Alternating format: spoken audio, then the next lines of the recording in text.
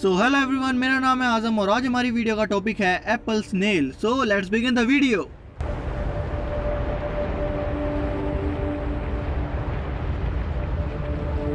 तो चलिए पहले हम जान लेते हैं इनके बारे में थोड़ी बेसिक चीज़ों के बारे में। तो जो एप्पल स्नेल होता है वो ट्रॉपिकल फ्रेश वाटर स्नेल की स्पीशीज़ होता है और ये हर एक्वेरियम शॉप में आपको इजीली अवेलेबल मिल जाएगा। ये बहुत ज़्यादा स्लो मूविंग क्रिएचर होते हैं और ये है ना ऑर्गेनिक मैटर के लिए बहुत ज़्यादा लार्ज एपिटाइट रखते हैं। मतलब ये ज़्यादातर जो फीड करते हैं वो ऑर्गेनिक मैटर पे करते हैं, मतलब पत्ते वगैरह जो लाइव प्लांट्स होते हैं। और ये नेटिव हैं साउथ अमेरिका के, पर ये पूरे विश्व भर में पाले जाते हैं और दुनिया के हर कोने में ऑलमोस्ट ये पाए ही जाते हैं। और अगर मैं बात करूँ इनके कलर्स की तो ये डीप ब्लू से गोल्ड और इवन स्ट्रिप्ड भी होते हैं, जिनके शेल पर ब्लैक स्ट्रिप्स होती हैं। और दोस्तों इन्हें ज़्यादातर लोग इसीलिए पालते हैं ताकि वो रोटिंग डेब्रिस और एल्गी को अपने एक्वेरियम से निकाल सकें। और ज़्यादातर लोग इंडिया में तो इसे इसीलिए ले आते हैं कि स्नेल है, चलो इसे पाल लेते हैं। पर मैं आपको इसके कॉशंस बताऊंगा कि इसे पालने से पहले ये चीज़ें सोच लीजिए। अगर आपके एक्वेरियम में लाइव प्लांट्स हैं तो एक चीज़ याद रखिए, क्योंकि ये लार्ज एपिटाइट रखते हैं ऑर्गेनिक मैटर के लिए, तो ये आपके एक्वेरियम के प्लांट्स को खा सकते हैं। और दोस्तों जो स्लो ग्रोइंग प्लांट्स हैं उनको ये उगने भी नहीं देंगे, ये कीड़े की तरह बन जाएंगे, बस खाते रहेंगे आपके एक्वेरियम में। तो ये बेस्ट है कि आप इन्हें क्या नाम है ना प्लांट वाले एक्वेरियम में ना ही रखो, मतलब इन्हें नो प्लांट में रखो जो इस एक्वेरियम में प्लांट हो ही ना। और ज़्यादातर लोग प्लांटेड एक्वेरियम वैसे भी रखते नहीं है, तो अगर आपका प्लांटेड टैंक है तो मैं कभी सजेस्ट नहीं करूँगा कि आप इसे अपने एक्वेरियम में रखो।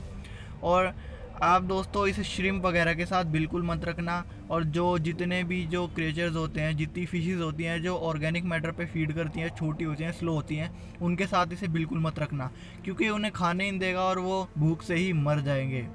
दोस्तों इन्हें इसीलिए आप दूसरे स्नेल्स के और दूसरे शिम्स के साथ मत रखना, और इन्हें आप फेक प्लांट्स या नो प्लांट्स में रखना। और मैं आपको ये सजेस्ट करूँगा कि इसे बड़े टैंक में रखें, क्योंकि बहुत ज़्यादा डिवाइड होते हैं जल्दी से। ऐसा मैंने इसलिए कहा क्योंकि दे ब्रीड सो मच। दोस्तों ये बहुत ज़्यादा ब्रीड करते हैं और ये इतना ब्रीड करते हैं कि इनकी पॉपुलेशन आउट ऑफ कंट्रोल हो जाती है।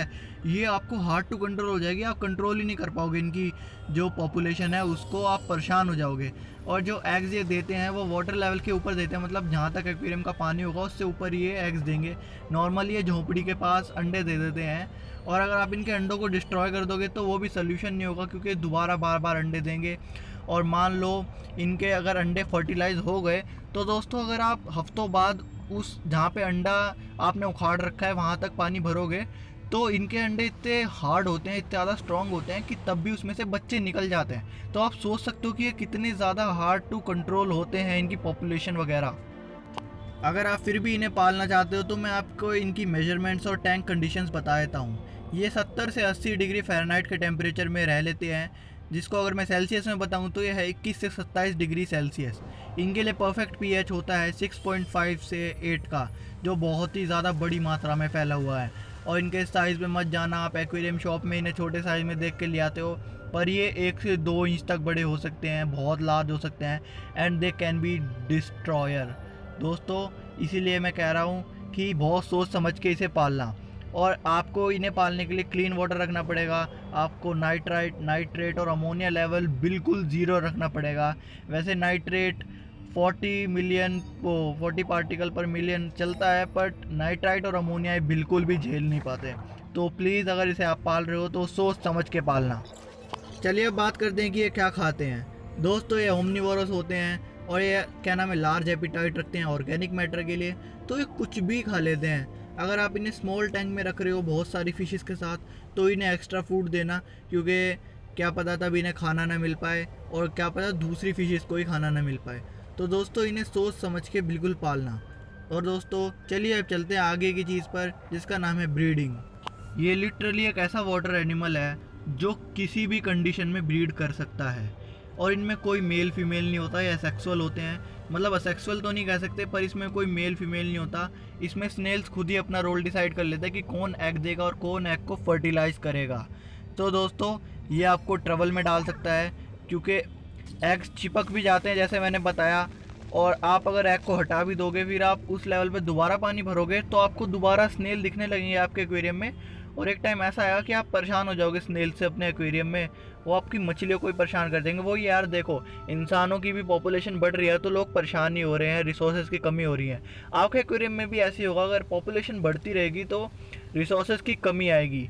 और दोस्तों, आप सब कह रहे हो कि भाई तू दो हम दो नहीं पालेंगे, अगर हम एक पालें तो इसके बारे में मैं आपको एक इंसिडेंट शेयर करूंगा कंक्लूजन में, तो देखते रहिए। इस वीडियो का कंक्लूजन मैं दूंगा एक एग्जांपल के साथ। तो दोस्तों, लॉकडाउन की बात थी, मेरे भाई ने अपने ऑफिस में एक बेटा फ़िश पाल रखी थी। मेरे पास ज़्यादा टैंक्स थे नहीं, तो मुझे इस बेटा फ़िश को एक स्नेल टैंक में रखना पड़ा।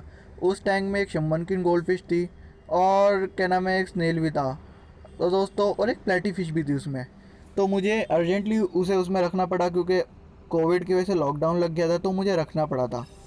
तो मैंने देखा कि मेरी बेटा क्या होती है, थोड़ी आलसी सी होती है, वो एक साइड में बैठी रहती है और ज़्यादा तैरती नहीं, वो स्विम बहुत कम करती है। तो मेरी बेटा फिश जो है रेस्ट कर रही थी और वहाँ पे एक एप्पल स्नेल था मेरे पास।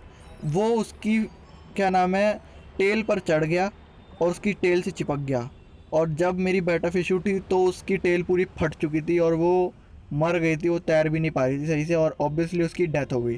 तो मैं एक कंक्लूजन ये बताना चाहूँगा कि जिन फ़िश के लंबे फिन होते हैं या जो स्लो मूविंग फ़िशेज़ होती हैं, अपनी श्रिम्प्स होती हैं, उनके साथ प्लीज़ इन्हें मत रखना।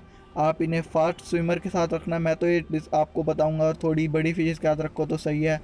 अब ट्रबल ही है यार, आप बड़ी फ़िश के साथ रखोगे तो खाने की प्रॉब्लम, ये क्या खाएगा, सारा तो बड़ी मछली खा जाएगी। छोटी के साथ रखोगे तो छोटी को ये नहीं खाने देगा। तो मैं इस निष्कर्ष पे आया हूँ कि अगर आप एक बिगिनर हो तो मैं आपको कहूँगा कि इसे पालो ही मत, क्योंकि I think it will get you in trouble. और अगर आपका मन है तो आप पाल सकते हो, वैसे बहुत लोग इसे पालते भी हैं, इतना ट्रबल नहीं होता सिंगल फ़िश को। तो जैसा मैंने कहा, आप इसे पाल सकते हो पर प्रॉपर प्रिकॉशंस के साथ पालिए। तो यही मैं कहना चाहूँगा कंक्लूजन में। आपने वीडियो देख ली, अब आप रेडी हो एक एप्पल स्नेल को पालने के लिए, और मैं आपको सजेस्ट करूँगा कि एक सिंगल एप्पल स्नेल आपके एक्वेरियम के लिए सही है। No need to buy 2 apple snails. तो गाइस, वीडियो पसंद आई तो वीडियो को लाइक करें, चैनल को सब्सक्राइब करें, और भाई कमेंट करके मुझे बताएं कि वीडियो कैसी लगी, और शेयर करें अपने दोस्तों के साथ, फैमिली फ्रेंड्स के साथ, और अपने उस दोस्त के साथ जिसने फ्लो में एप्पल स्नेल को ख़रीद लिया, जो खरीदने की सोच रहा है। So guys, bye bye, take care.